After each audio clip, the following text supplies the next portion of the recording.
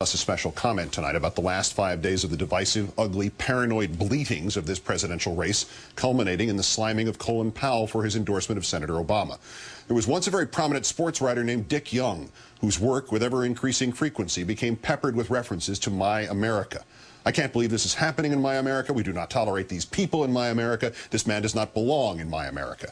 His America gradually revealed itself. Insular, isolationist, backwards-looking, mindlessly flag-waving, racist, no second chances, a million rules, but only for the other guy.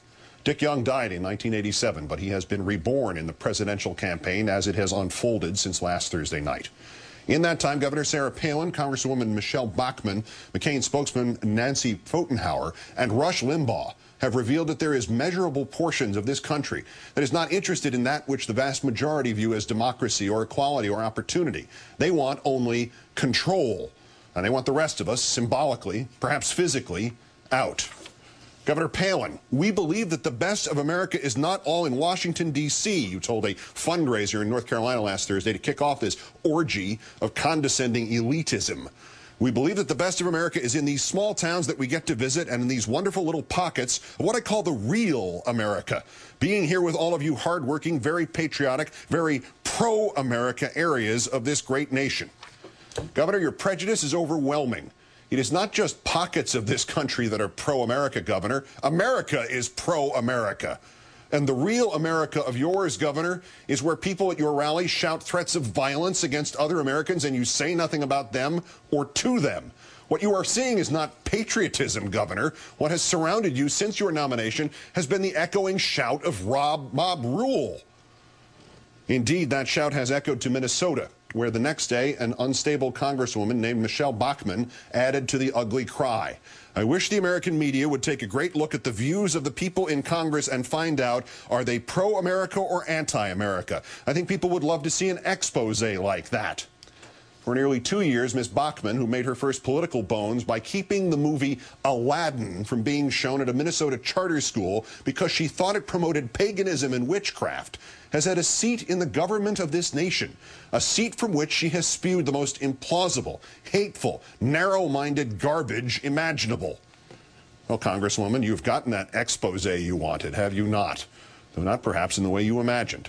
Since giving voice to your remarkable delusion that there are members of Congress who are anti-America and the extraordinary tap dance of sleaze and innuendo about Senator Obama which followed, the challenger for your House seat, Elwyn Tinklenberg, has been inundated by donations, $700,000 in the 3 days after you spoke.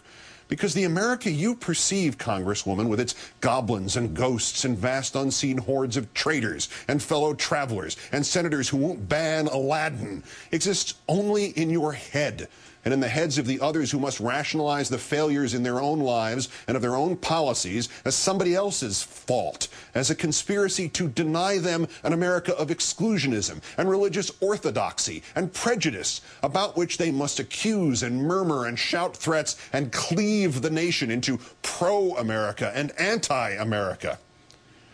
And back it all comes to the McCain campaign and Senator McCain's talking head, Ms. Pfotenhauer, who on this very network Saturday, and seemingly without the slightest idea that dismissive prejudice dripped from every word, analyzed the presidential race in Virginia. I can tell you that the Democrats have just come in from the District of Columbia and moved into Northern Virginia, she said, but the rest of the state, real Virginia, if you will, I think will be very responsive to Senator McCain's message. Again, a toxic message. The parts of this country that agree with Nancy Pfotenhauer are real, the others are not. Ms. Pfotenhauer, why not go the distance on this one? It was Senator McCain's own brother who called that part of Virginia nearest Washington communist country. Cut to the chase, madam. No matter the intended comic hyperbole of Joe McCain, this is the point, isn't it? Leave out the real meaning of communism, madam. Joe McCain reduced it to a buzzword. It has no more true definition right now than does socialism, or the phrase, a man who sees America like you and I see America. It's about us and them, the pro and the anti. Never mind, madam, that the bisecting of this country that you happily inspire means taking a tiny crack in a dam and not repairing it, but burrowing into it. It is not enough that Senator McCain and Senator Obama might differ. One must be real and the other false. One must be pro-America and the other anti.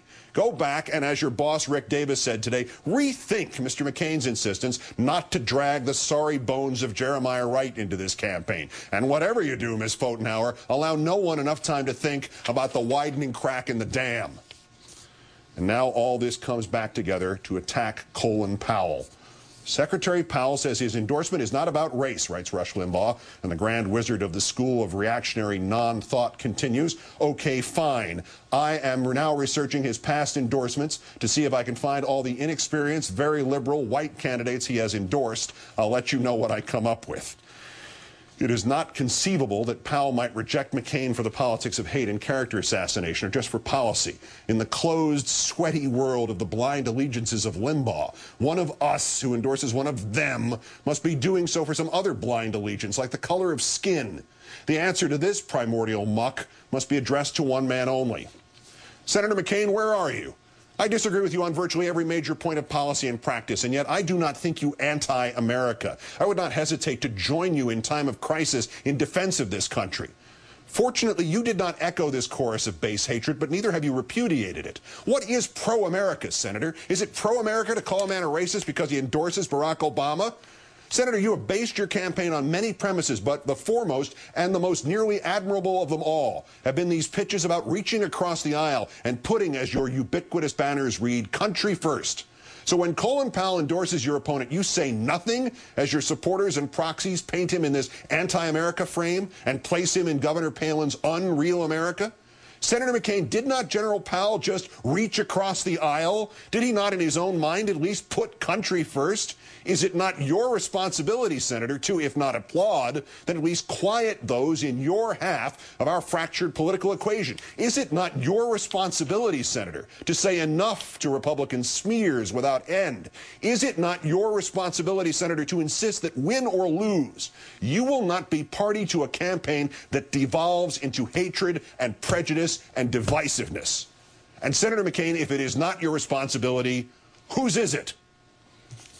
Let's count down for this, the 2,000th day since the declaration of mission accomplished in Iraq.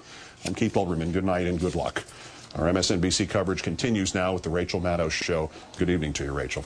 Good evening, Keith, and thank you. And thank you at home for sticking around for this next hour. We have some breaking news, some surprising breaking news on Barack Obama getting off the campaign trail this week. We've also got a whole lot of other campaign news to get to tonight.